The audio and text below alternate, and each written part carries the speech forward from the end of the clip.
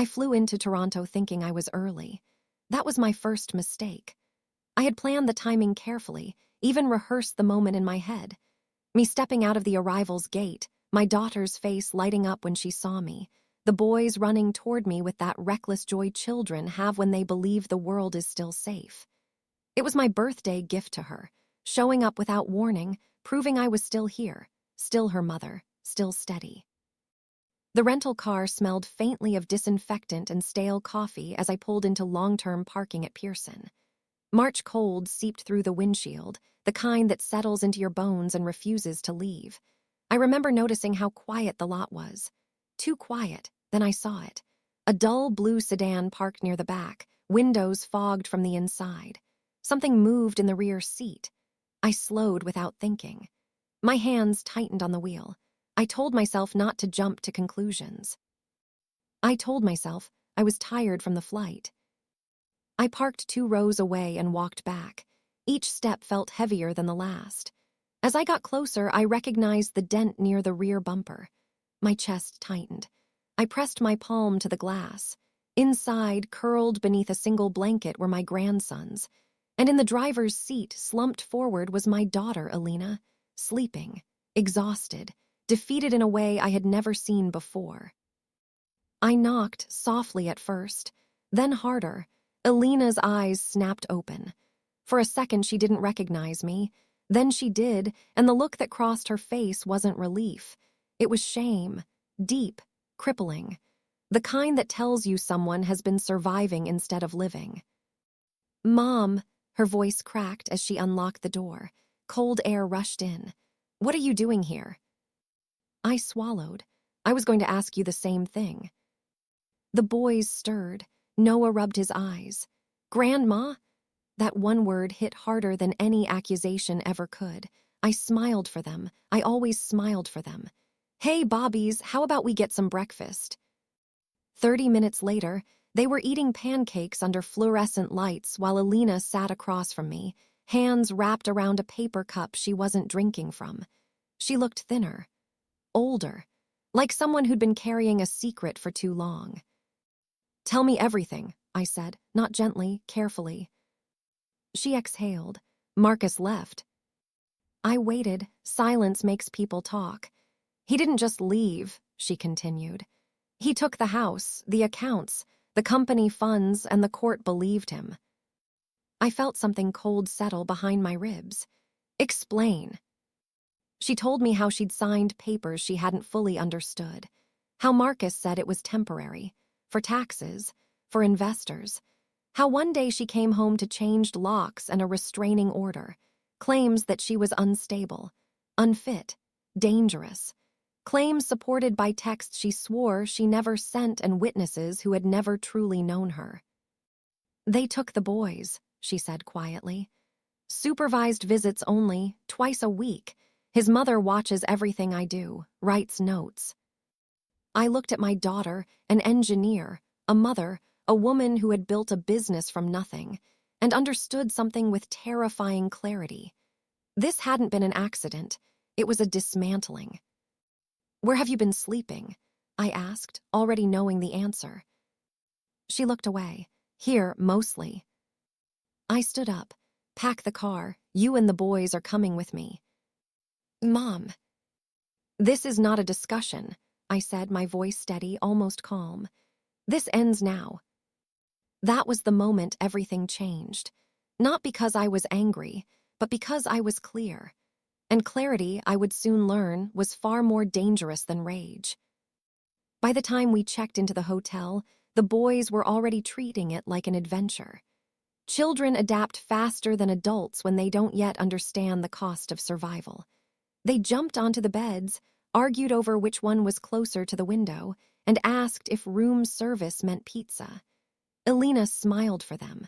I could tell the smile hurt. I waited until they were asleep before I spoke again. The room was dark except for the orange glow from the city outside. Cars moved like distant thoughts. Alina sat on the edge of the bed, shoulders rounded, as if she were bracing for another accusation. "Start from the beginning," I said. "Not the version you tell people, the real one." She hesitated. That told me everything. People who have been gaslit learn to doubt their own timelines. Marcus handled the finances, she began. At first it made sense. He said it was efficiency, one person managing everything. Efficiency is a word predators love.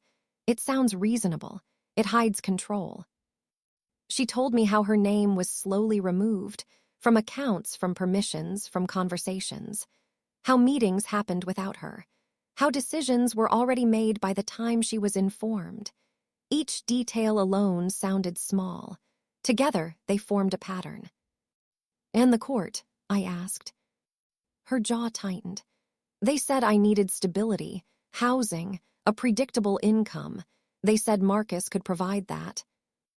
I kept my voice even. "And you?"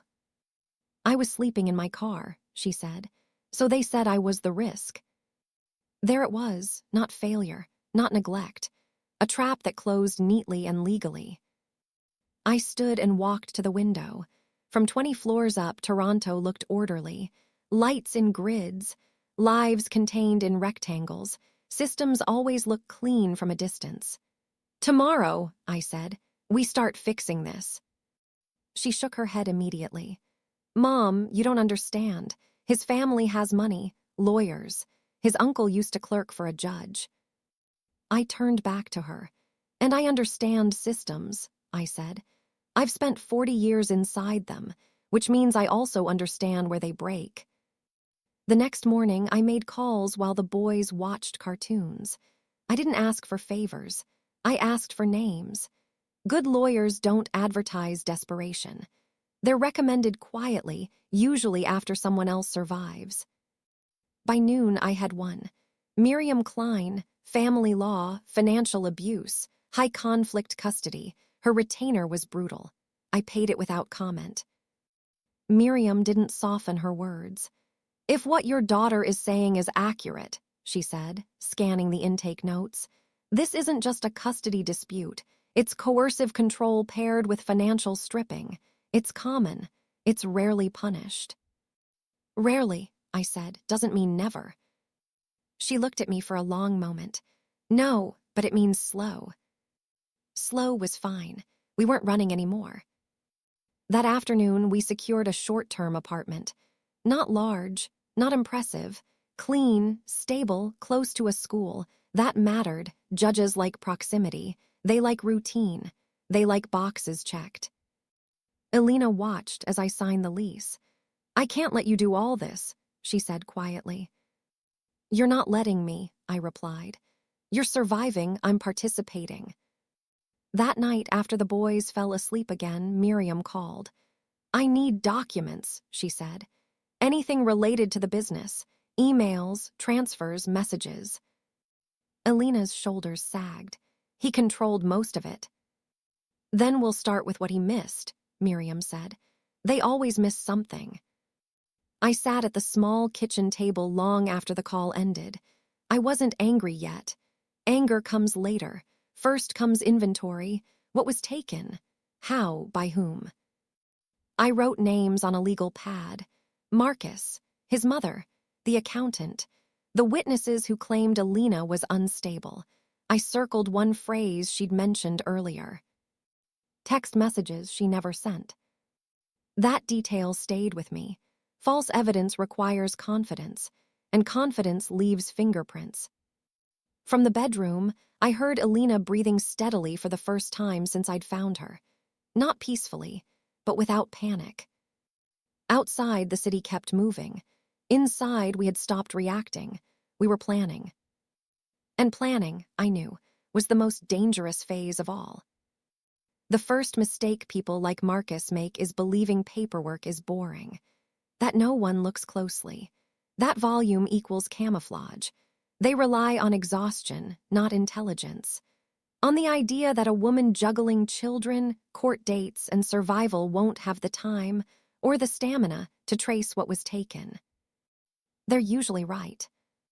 Miriam was. She arrived at the apartment with a rolling briefcase and a legal pad already half full. She didn't ask how Elena was feeling. She asked for dates, times, sequences. Emotion clouds timelines, she said flatly. Facts don't. We started with the business. Alina's startup had begun as her idea, her prototype, her contacts, her late nights. Marcus came in later, positioned himself as support, then slowly became infrastructure.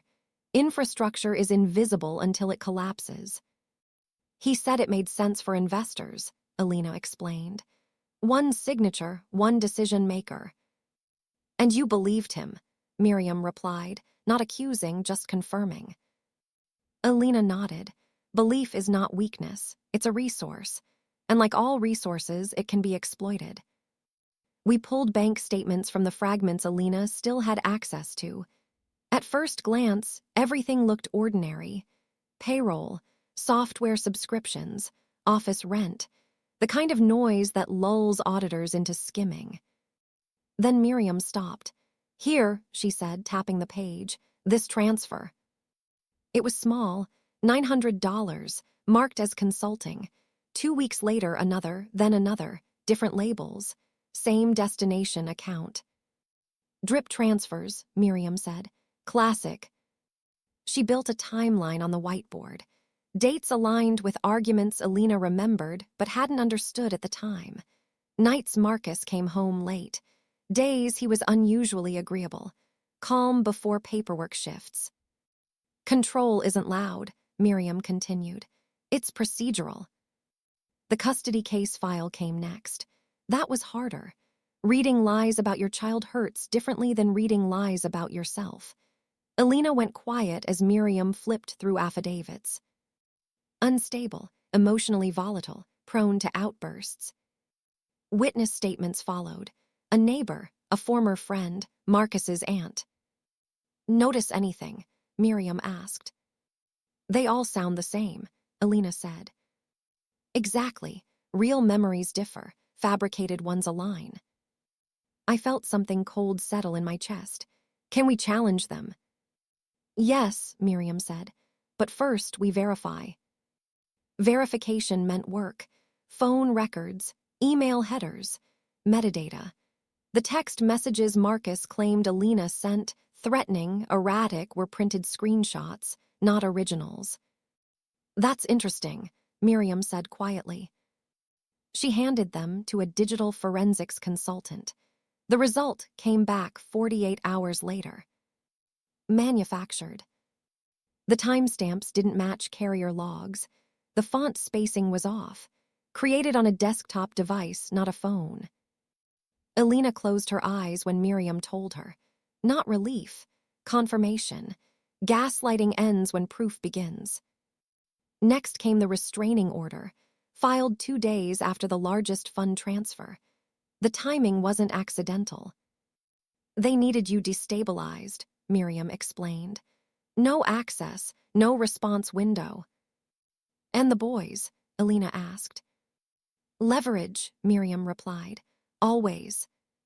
We documented everything, built folders, labeled sequences, created redundancy. Truth needs backups. Meanwhile, Alina followed every court rule perfectly. She arrived early to supervised visits. She spoke calmly. She dressed neutrally. She documented interactions without reacting. Marcus's mother watched, pen always moving, writing a story that wasn't happening. What she didn't know was that Alina had begun recording audio, legally posted consent, clearly visible. The recordings captured laughter, homework help, small hands reaching for their mother. Not fear, not instability, reality. Miriam smiled when she heard them. This matters, she said. Children don't fake comfort. By the end of the week, we had something solid. Not justice yet, but structure. Next, Miriam said, closing her briefcase, we follow the money past Marcus. I already knew where it would lead. Because men like him rarely act alone. And systems don't protect individuals. They protect networks. Money never disappears. It only changes hands, hides behind labels, or waits in places most people don't think to look. Miriam said that on the first day, and by the second week, I understood exactly what she meant. The forensic accountant arrived quietly. No dramatic introductions, no speeches, just a laptop, 2 phones, and the kind of patience that turns numbers into confession. His name was Daniel Rook. He didn't ask Alina how she felt either. He asked for access. Every account, he said. Personal, business, closed, dormant. Marcus had been careful. That much was clear. The business account showed just enough activity to look legitimate. Payroll paid on time, taxes filed, nothing that screamed theft. But Daniel didn't look for screams. He looked for whispers. He mapped the transfers visually, drawing lines that looked random until he adjusted the scale. Then the pattern emerged. Small withdrawals routed through vendors that didn't exist, consulting firms with generic names, invoices with round numbers and no deliverables. They start small, Daniel said. It conditions the system. No alarms, no questions. The destination accounts were the key. One belonged to Marcus's cousin, another to a holding company registered under his mother's maiden name, and the largest transfers, those went somewhere else entirely. Marcus's father. Alina stared at the screen. He said his family never touched the business. Daniel didn't look up. They touched it constantly. The largest transfer happened 48 hours before the restraining order was filed. That detail mattered. It showed intent, preparation, a sequence. This wasn't reactive, Miriam said when Daniel presented his findings. It was scheduled. We compiled the report carefully. Not emotional language, not accusations, just numbers, dates, and corroboration. Truth doesn't need adjectives. While Daniel worked, Miriam prepared the legal side. Emergency motions, requests for modified custody, documentation proving Alina now had stable housing, employment continuity, and consistent caregiving routines. Judges respond to stability the way engineers respond to load-bearing structures. You don't persuade them with stories. You show them what holds weight. Marcus reacted the way insecure people always do when control slips. He escalated. His lawyer filed a motion claiming Alina's stability was artificial, temporary, manufactured by outside assistance. "They're saying you're dependent," Miriam said calmly. "That without family support you collapse." I smiled. Family support isn't a weakness. "No," she agreed, "but we have to frame it correctly."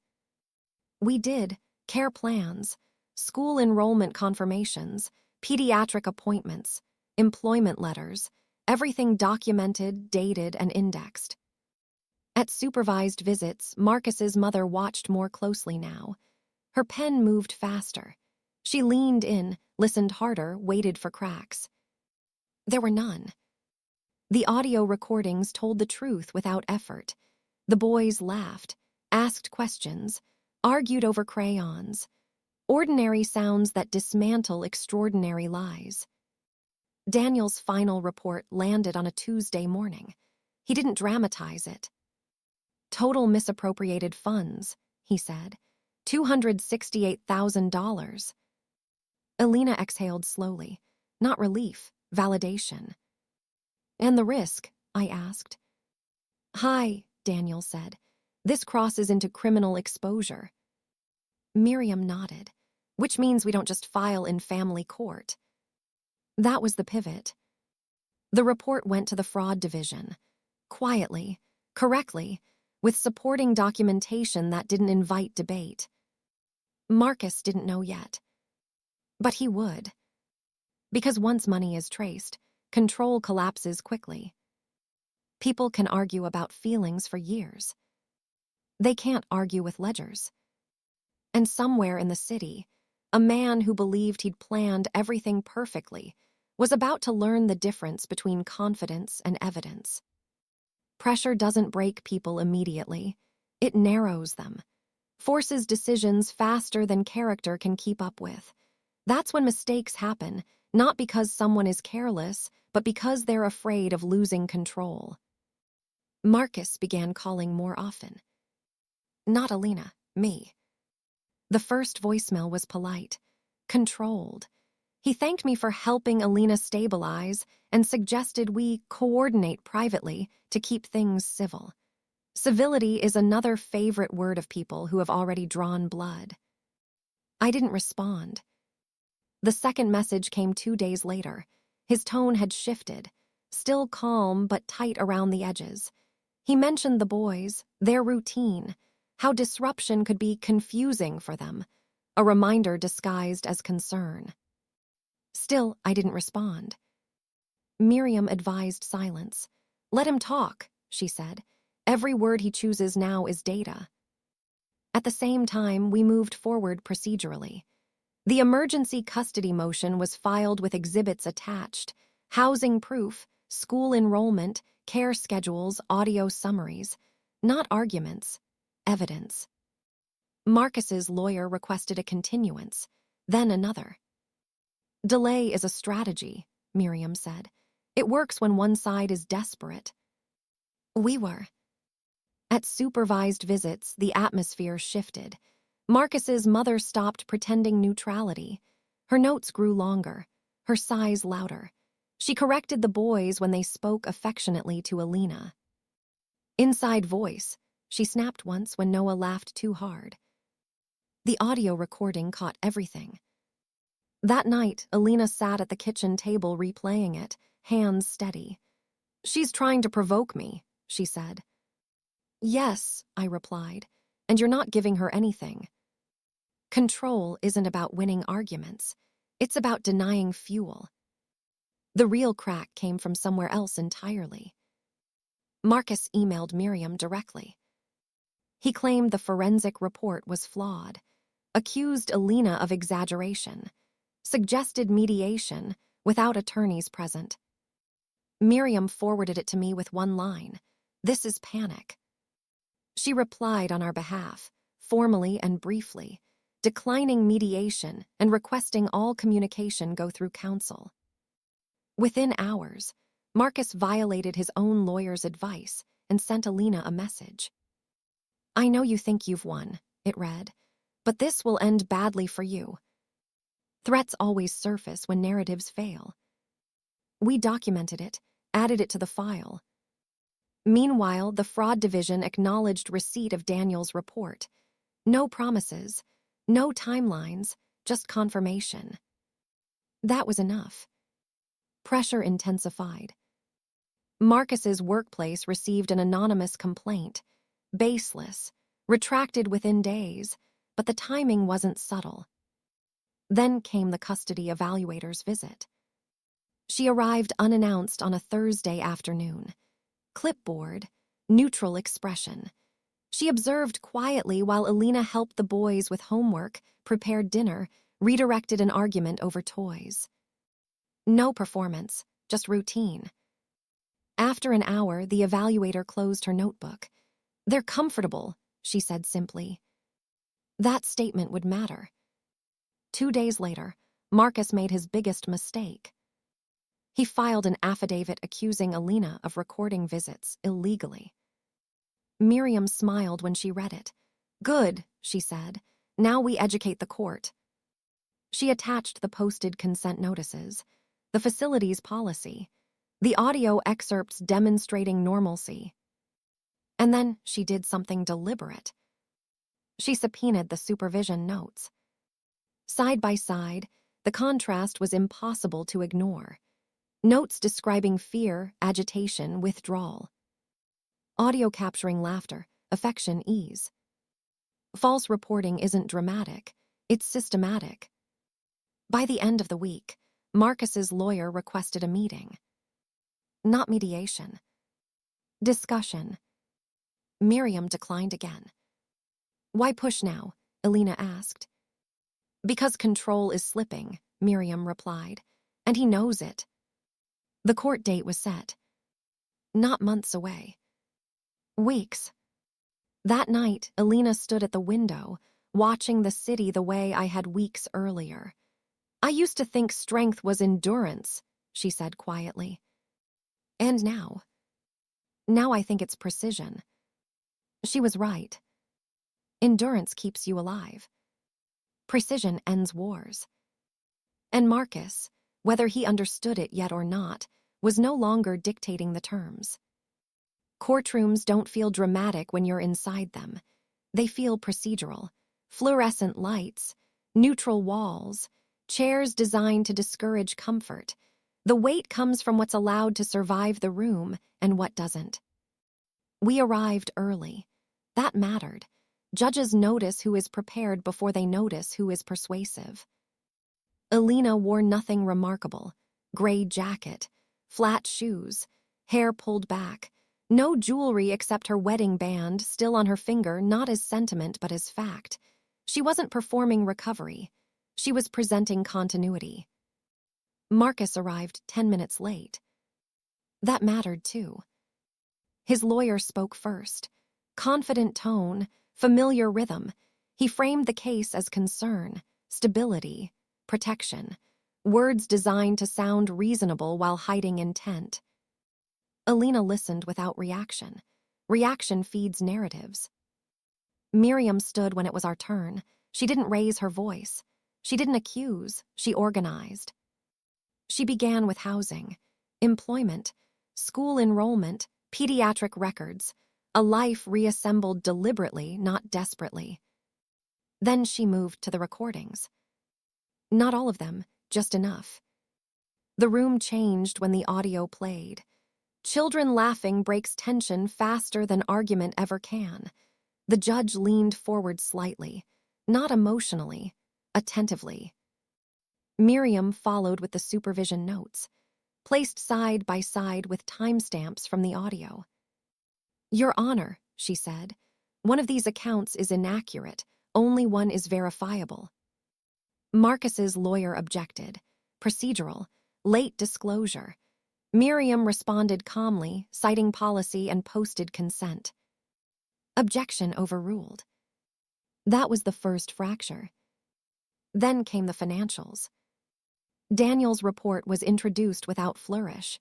Charts, transfers, destinations, dates aligned with legal actions. Coincidence, Marcus's lawyer suggested. Patterns, Miriam corrected. The judge asked questions, specific ones. Marcus shifted in his seat. When Marcus took the stand, he looked composed. That composure didn't last. He spoke about fear, about protecting his children, about Alina's alleged instability. Miriam waited. "Mr. Hale," she said, "you testified that you managed finances to reduce Alina's stress. Is that correct?" "Yes." "And yet, during that same period, you transferred business funds to accounts held by your family members, without written agreements. They were reimbursements. For what services?" He hesitated. "Consulting." "What consulting?" Silence stretches differently in court. It becomes evidence. Miriam moved on.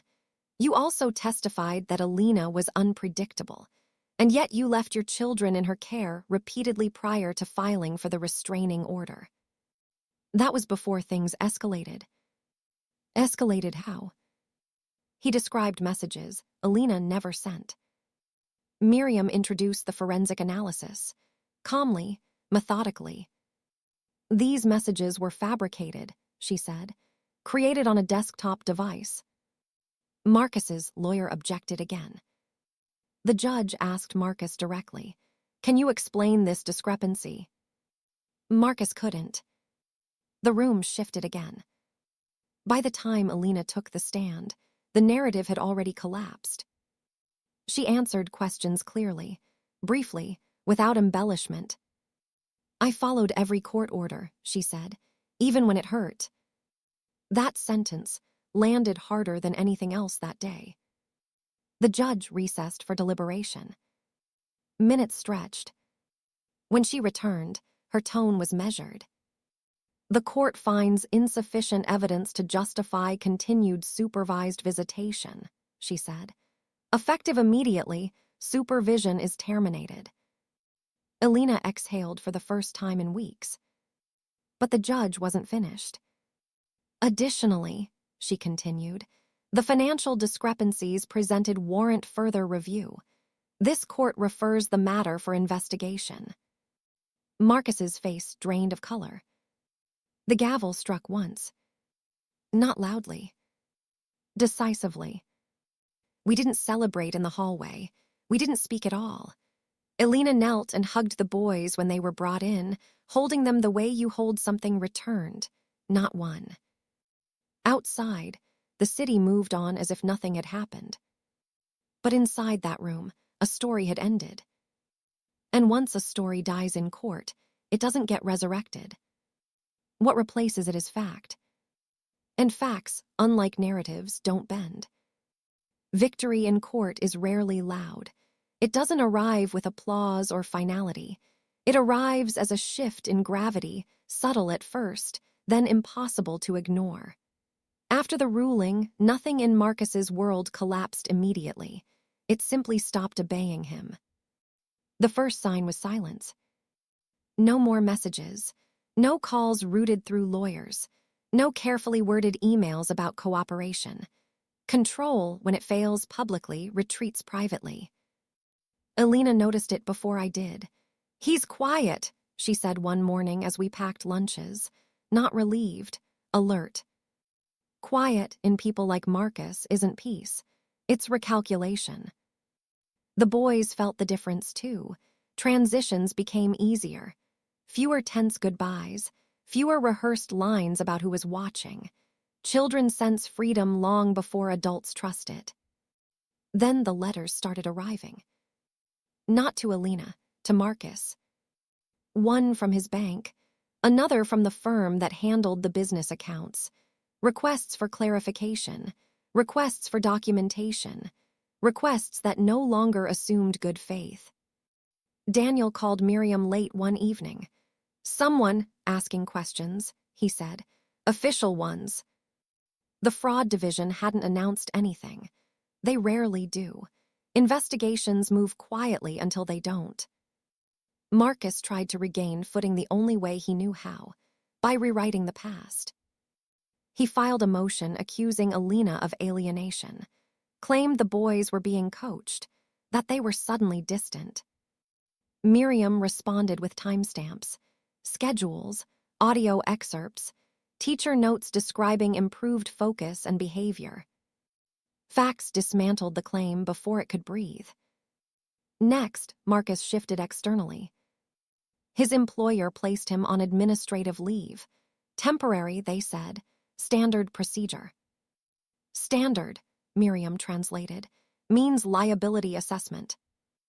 Elena didn't smile when she heard. She didn't celebrate. She adjusted. She enrolled the boys in swim lessons, scheduled pediatric checkups, built routine on routine. Stability isn't declared, it's demonstrated repeatedly. Marcus's mother attempted one last maneuver. She requested a private meeting with Elena. No lawyers, just conversation. Elena declined. Boundaries, once enforced, must be maintained. Weeks passed. Then came the knock. Not dramatic, not forceful. 2 investigators at Marcus's door on a Wednesday morning. Polite, formal, with questions that couldn't be deflected. Elena heard about it from his sister, who left a voicemail filled with panic and half-formed apologies. "They're looking at everything," she said. "Accounts, taxes, old records." That mattered. Investigations don't widen unless they find something worth following. Marcus resurfaced then, not with threats, with remorse. He sent a message acknowledging mistakes, suggested resolution, closure. He asked about repayment. Miriam read it once. "Too late," she said. The court scheduled another hearing, this one procedural, this one quiet. The judge reviewed compliance, noted improvements, acknowledged consistency. Marcus's counsel requested accommodations. Denied. By the time summer arrived, the boys no longer asked permission before hugging their mother. That detail mattered more than any filing. One evening, Alina sat beside me on the balcony. "I used to think winning meant being believed," she said. "And now? Now I think it means being impossible to ignore." She was right. Marcus hadn't been defeated by confrontation. He'd been defeated by exposure. Because once systems see clearly, they don't look away. And what had begun as control had become record. Permanent. Uneditable. Reckonings rarely look the way people imagine. There is no shouting, no public collapse, just a narrowing of options until only the truth fits. The hearing was scheduled without urgency. That was the tell. Emergency favors drama. Routine favors resolution. Marcus arrived early this time. Different suit. Thinner. He avoided eye contact, not out of shame, but calculation. People like him never stop measuring exits. The judge began with compliance. Payments not yet made. Accounts still under review. Outstanding questions from the investigators. "Progress," Marcus's lawyer said carefully. "My client is cooperating." "Cooperation," the judge replied, "is not the same as correction." Miriam presented the updated forensic summary. Not the full report, just the deltas. What had changed since the last hearing? What hadn't? Funds still missing. Explanations still unsupported. Then came the custody review. Teachers' letters, attendance records, pediatric notes, swim instructors' observations, ordinary documents with extraordinary weight. "The children are thriving," the judge said, not as praise, as fact. Marcus requested expanded access, framed it as fairness. Miriam stood. "Consistency precedes expansion," she said, "and consistency has not yet been demonstrated." The request was denied. That denial mattered more than any accusation ever could. Then the judge addressed the financial issue directly. "This court orders restitution," she said. $268,000, 90 days. Marcus inhaled sharply. His lawyer placed a hand on his arm. "And," the judge continued, "this matter remains referred for criminal review." No theatrics, just consequence. Outside the courtroom, Marcus finally spoke. Not to Alina, to me. "I never meant for it to go this far," he said. I looked at him, really looked. "That's the problem," I replied. "You never thought it would stop." He didn't answer. The boys didn't see him that day. They were at school, learning spelling words, planning a class trip. That was intentional. Weeks passed. The restitution came in pieces, wire transfers, liquidated accounts, assets sold quietly. The investigation advanced. Marcus's employer terminated his position, cited policy, risk management. Alina read the notice without expression. "I don't want him destroyed," she said. "No," I replied. "You want him accountable." There's a difference. The final custody order arrived by mail. Equal legal custody, primary physical placement with Alina, no supervision, structured transitions. It wasn't revenge. It was alignment. That night, Alina sat at the table signing the last document. Her hand didn't shake. "I used to think justice was loud," she said. "Now I think it's quiet and permanent." She was right. Because when systems finally move, they don't rush. They settle. And when they settle, they don't move again. After everything settles, there is a strange quiet that follows. Not relief, not celebration, just space. Space where chaos used to live. Life didn't become perfect for Alina. That was never the promise. What changed was the absence of fear. No more waiting for notifications that could dismantle a day. No more rehearsing explanations. No more second-guessing her own memory.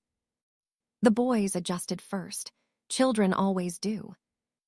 They stopped asking where they were allowed to stand during exchanges, stopped scanning rooms for approval. They argued about normal things again: snacks, screen time, whose turn it was to choose the movie. Ordinary conflict is a privilege. Elena returned to work slowly. Not the old company. That chapter was closed. She joined a smaller firm, one that valued clarity over charisma. Her colleagues didn't know her history. They didn't need to. Competence speaks quietly but carries far. The restitution account closed one afternoon without ceremony. Numbers reconciled. Transfers completed. No apology attached. That was fine. Justice doesn't require remorse. It requires compliance. Marcus faded from our daily reality. His presence reduced to scheduled handovers and written communication. Neutral, contained, manageable. He didn't rebuild, not quickly, and not publicly. That was Alina's concern. One evening, months later, we sat at the kitchen table while the boys worked on a puzzle. Elena watched them for a long moment. "I thought I lost myself," she said. "I didn't realize I was being buried." "And now?" I asked. "Now I know the difference." She had learned something most people never do: that survival doesn't look heroic. It looks methodical, boring, precise. The court didn't give her dignity. It recognized it. There's a difference. I stayed longer than I planned, not out of obligation, out of choice. We built routines that didn't need explanation: dinners, homework, quiet evenings. One night, Noah asked a question children only ask when they feel safe. "Grandma," he said, "are we okay now?" I looked at Alina before answering. She nodded. "Yes," I said, "you are." Not because nothing bad could happen, but because if it did, we knew what to do. That was the real inheritance. Not money, not court orders. Knowledge. That systems can be challenged. That truth survives when documented. That silence, used correctly, is stronger than shouting. And that control ends the moment someone refuses to disappear. The city outside kept moving, indifferent as ever. Inside, something steadier had replaced chaos. Not happiness. Authority.